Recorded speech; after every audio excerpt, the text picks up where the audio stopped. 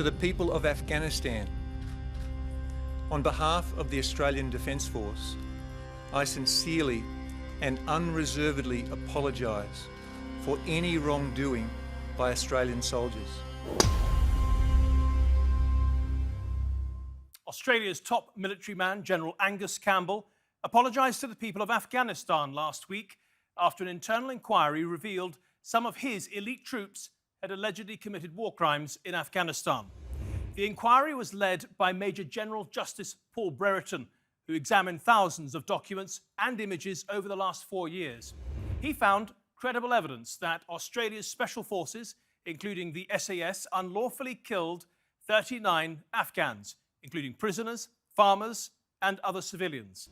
In some cases, new recruits were commanded to get their first kill by shooting people in their custody, a process known as blooding. Soldiers would reportedly try to cover up their crimes with so-called throwdowns, planting weapons and radios on the dead. As a result of this report, there will be criminal investigations into a number of Australian soldiers. Now, our three guests today all bring a unique perspective as we try to better understand this story. Heston Russell is a former commander with Australia's Special Forces. He served 4 tours in Afghanistan and believes the inquiry is hanging people like him out to dry. Jawad Zawulistani is the head of the Afghanistan Human Rights and Democracy Organisation, and he says the cases mentioned in the inquiry are just the tip of the iceberg. And we're also joined by Moreno Ocampo, the International Criminal Court's first prosecutor, who was responsible for charging Sudan's former leader, Omar al-Bashir, with war crimes. But first, let's hear more from the head of Australia's military as he summed up the investigation into his own elite forces. This will be difficult and hard news for Australians, I can assure you. A shocking reckoning of Australia's longest war has begun, with the release of a bombshell report detailing unlawful killings and war crimes. These findings allege the most serious breaches of military conduct and professional values. 23 incidents of alleged unlawful killing of 39 people. Those alleged to have been unlawfully killed were all people under control, in lay terms prisoners, farmers, or other civilians. None of the alleged unlawful killings were described as being in the heat of battle. The unlawful killing of civilians and prisoners is never acceptable. Australia must now confront the fact that some of its military elite were little more than cold-blooded killers. The report has sent shockwaves through the entire defence community while threatening Australia's reputation around the world. It made me physically ill, and it was a very distressing read. Prisoners were executed to blood junior soldiers. New patrol members were coerced to shoot a prisoner in order to achieve that soldier's first kill. There were times when members of the Special Operations Task Group planted weapons on the bodies of those they'd killed to avoid scrutiny. 19 soldiers now face possible criminal charges and prosecution and could have their citations stripped. But inside the military, there's frustration and anger that no senior officers have yet taken responsibility. We seem to be focusing on people at the bottom end of the command chain and not following it further. This report is at pains to exonerate the commanders. Historically, it'll be the most shameful moment in our armed forces history. Yes, it was a shocking story for Australians to take in, as many of them consider their soldiers, in particular the Special Forces, as national heroes. Let's bring in our two guests now. We're going to start with Heston Russell and Jawad Zawulistani. Gentlemen, thank you very much for joining us here on The Nexus. Heston, I'd like to start with you. You're a platoon commander with the Special Forces in Afghanistan, and I know that you feel this report is unjust to you and your men, and I'd just like you to start by telling us why. Well, g'day, Matt, and thank you very much for having me on today. So this report in particular has come out after 4.5 years of a very detailed inquiry, as you've stated, And it's key to note that these allegations are being taken very seriously by the Australian government, so much so that our Prime Minister has stepped up the Office of the Special Investigator that will now continue a criminal investigation from these allegations. The key issue that's going on at the moment is, particularly in the media and by some of the senior commanders, a tarring of the many for the sake of the few. As we've heard in the statistics, there are now 19 individuals for a number of alleged incidents, alleged war crimes that are now being put forward for investigation. But what is happening is that the over 3,000 Special Forces personnel who deployed during Australia's longest war, the Afghan war, over a decade in Afghanistan, are now being incriminated, or at least allegedly incriminated, by media, not by any form of other allegations, and having our reputation dragged through the mud, as opposed to allowing these investigations to continue per the rule of law. Jawad Zawulistani, you are of the opinion that these 39 unlawful killings are actually just the tip of the iceberg and not, as Heston is saying, a matter of tarring the many for the sins of a few. Yes, I think it's a tip of the iceberg, because we have talked to many victims in Uruzgan and other parts of Afghanistan in different provinces. The stories they have told us are equally shocking, but similar to what you see in the report. But they say that they have seen so many of such cases, so many of violations, that they think further investigations should be carried out into the conduct of different forces who have been to Afghanistan. For example, they said that it has not only been Australians who have committed this kind of violations, but other forces have also committed violations in Uruzgan and in other provinces in Afghanistan. Heston, would you accept that further investigation is actually required, or do you think this is enough? Absolutely. So in the conduct of the Inspector General's inquiry over the last 4.5 years, I believe they have travelled to Afghanistan 4 times and done exactly that and engaged with those families. What is to occur now under the Australian Office of the Special Investigator is that they will conduct the same. And I know those families have already been engaged. And it's very key to note here that the criminal investigation is now underway, and those families have been identified that have come forward, that have lost family members during the conduct of this war and alleged to have been involved with Australians. And we just have to leave it to those qualified criminal investigators to conduct those, and the Government of Australia to continue its engagements with the Afghan people and the Afghan government in what is definitely a very sensitive but very serious matter. Heston, I understand your point that this inquiry and the media is tarring the many for the sins of the few, but I want to ask you if in principle you accept the inquiry, which was led by a very renowned figure, Major General Justice Paul Brereton. He did look at thousands of images and documents and spoke with over 400 witnesses, apparently. Do you accept the report's findings? Sorry, Matt, when you say accept the report's findings, they are there written and clear, and they've been accepted by my Prime Minister and by my Chief of Defence Force for subsequent investigation. I don't have a place to accept anything further than the direction, which I am doing, and standing by to allow this investigation to do exactly that, conduct its due process. In which case, let me ask you about the specifics then. They say that there needs to be criminal inquiries into the unlawful killings of 39 Afghans. When you were there on your 4 tours, did you ever see Afghans being killed unlawfully? No, Matt. During my deployment, we saw a lot of combat. We saw and engaged with a lot of enemy insurgents. I did not see any unlawful killing of civilians, and that is the account that I've given during my time providing evidence to the inquiry thus far. Another allegation is about blooding, the killing of prisoners in order to allow new recruits to get their first kill. Did you see that or hear about that? No, Matt, again, speaking to my personal experience, that was never an occurrence within my platoon or within my formation. And about throwdowns, did you ever see or hear about your fellow soldiers planting evidence on dead bodies to make them look like combatants when they had in fact been no threat? No, Matt, that was not a standard practice by any of us at that time. Not a standard practice, but did it happen?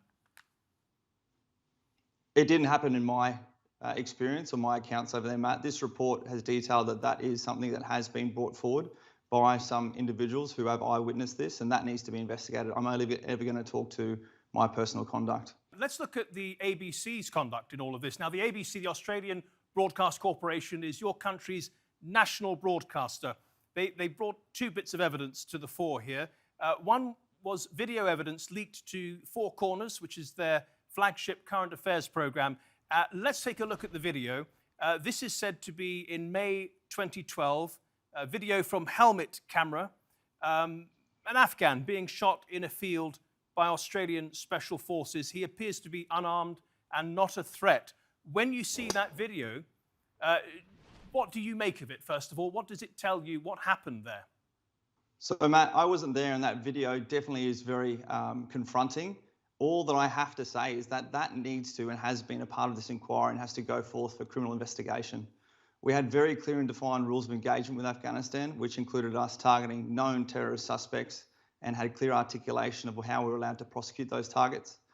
That video has to be taken in full context. It is extremely confronting, but it has to be, given the Westminster system of law that we apply with you guys as well in the UK, to go through its due process and be tried by those investigators. Heston, the ABC also aired an interview with a US Marine who said that he heard someone in your platoon shooting an Afghan prisoner because there wasn't room to transport him on a US helicopter. You were there that night. What happened? Yes, Matt. So the ABC interviewed an unidentified US Marine who stated that he heard a pop on the communications headset on his helicopter flying in air support overhead at a nighttime mission in Helmand, and assumed that that meant that we could then fit enough prisoners onto the helicopter. So I've already gone through a number of interviews with a number of news outlets to discuss that, including offering my personal interview to the ABC to receive an on-the-ground side of the account, of which they have refused time and time again.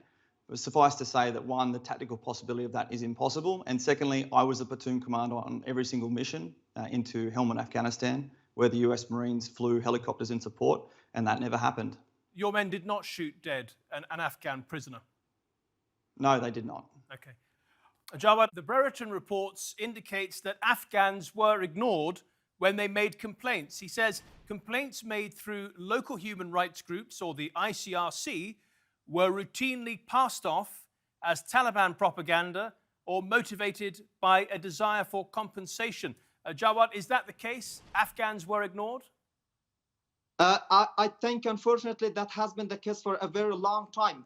We have heard several stories of very gross violations of human rights in different parts of Afghanistan by international forces, but they were repeatedly ignored because they thought that the simple villagers are maybe Taliban sympathizers, and Taliban are using them to boost their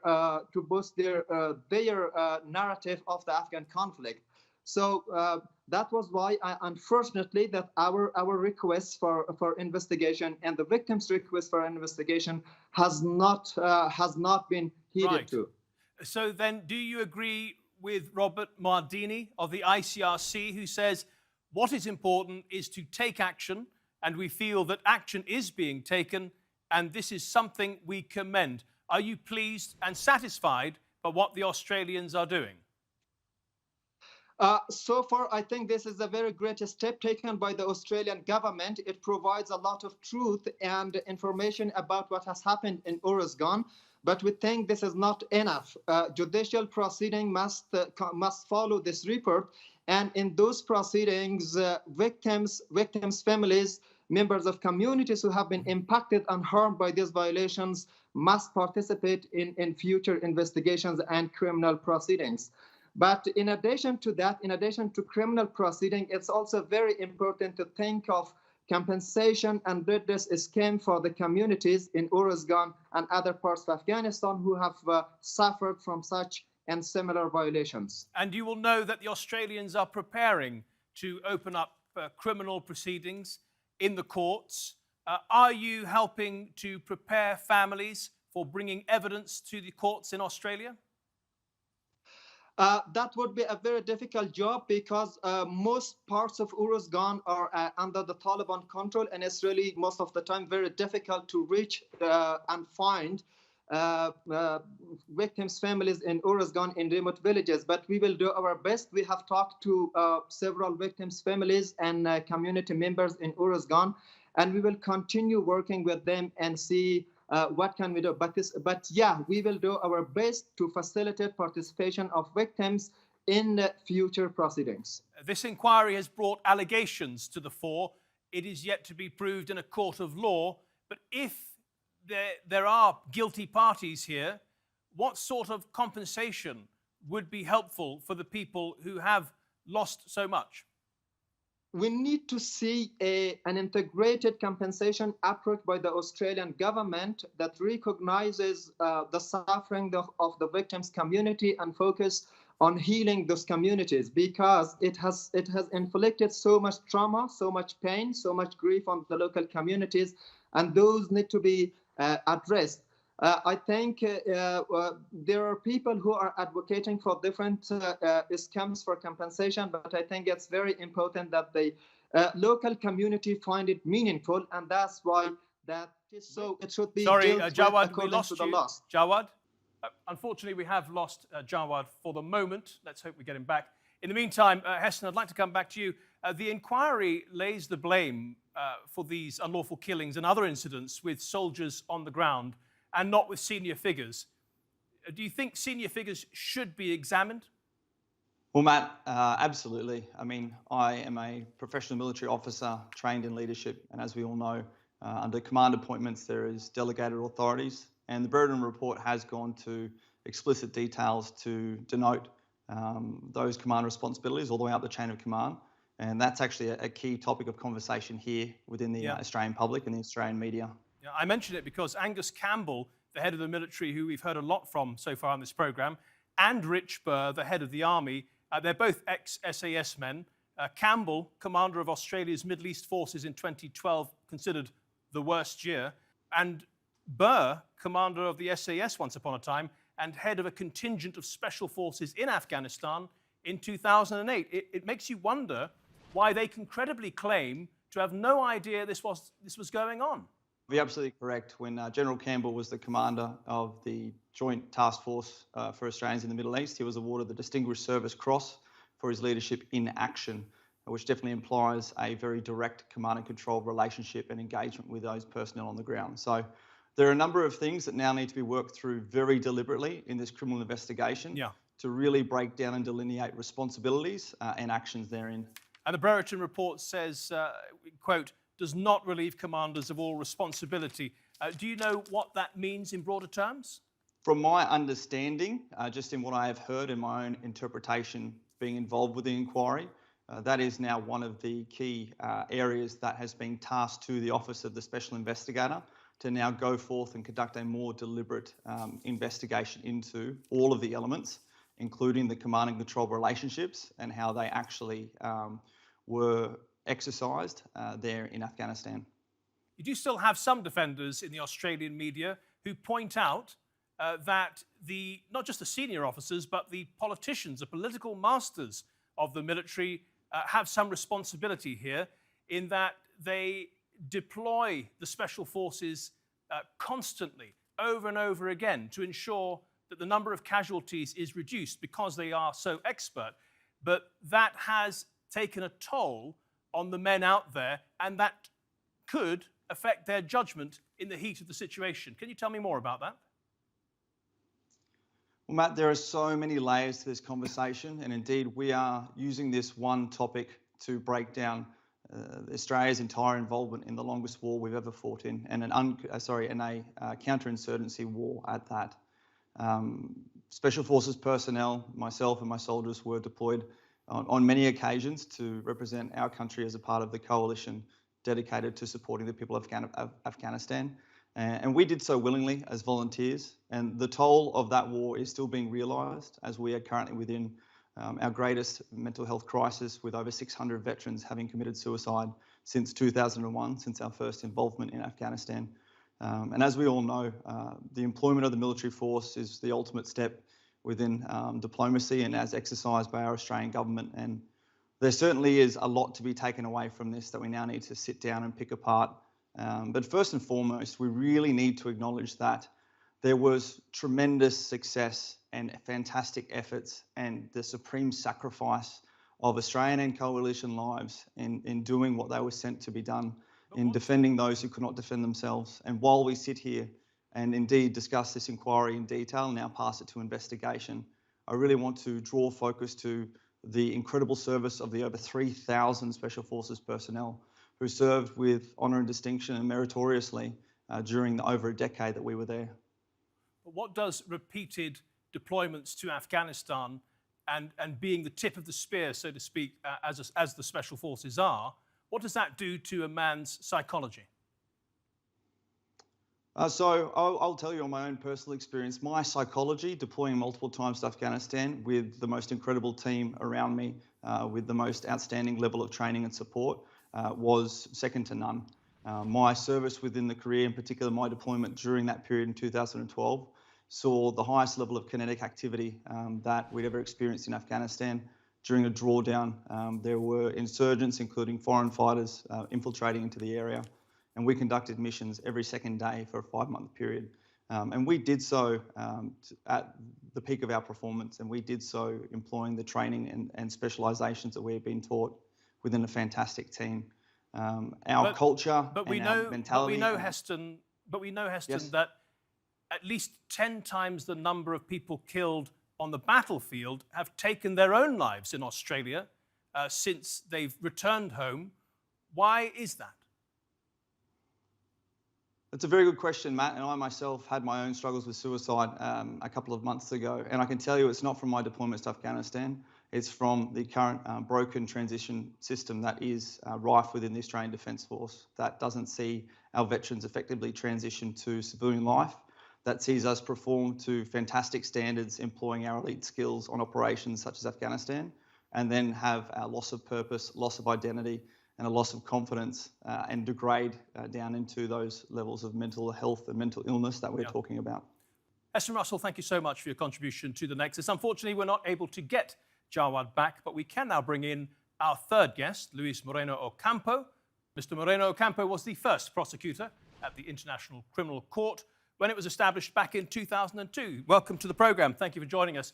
I'd like to start by asking you if you know the rumours are true that had the Australians not investigated themselves, the ICC would have been interested in doing so.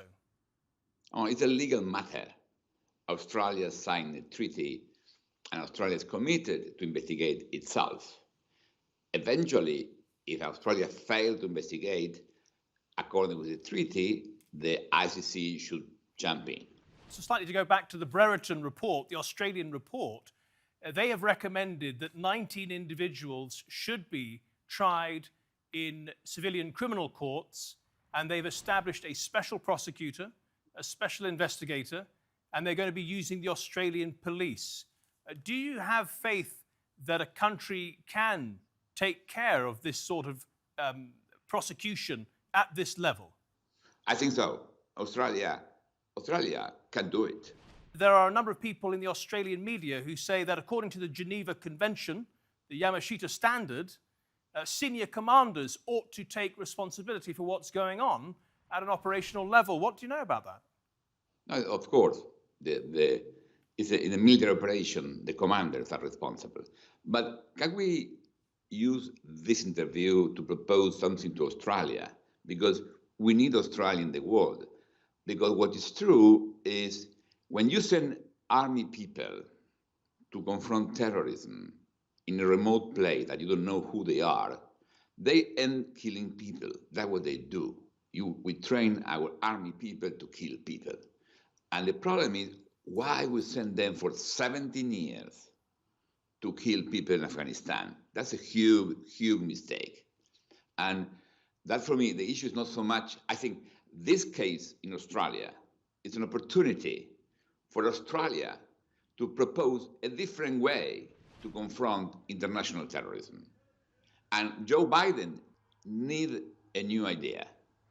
He will take office in January, and they have no idea what to do in Afghanistan. There is no one trying to propose a different idea how to deal with international terrorism. They know it's a fail. Killing is not working. Killing promotes terrorism. But they are still discussing how to bomb better because the Americans cannot see outside America. And that's why we need Australians. We need Australians talking not just about criminal responsibility, thinking about planning. We cannot send our troops to kill people outside. We need to do something different. Investigations in terrorists is what we should do. And with that, Luis Moreno Ocampo, we shall have to leave it. Thank you so much for your contribution to the Nexus, and thank you at home and on your phones for watching. If you want to see this episode or any of our previous episodes on our channel on YouTube, just type in Nexus TRT World. Till next week then, goodbye.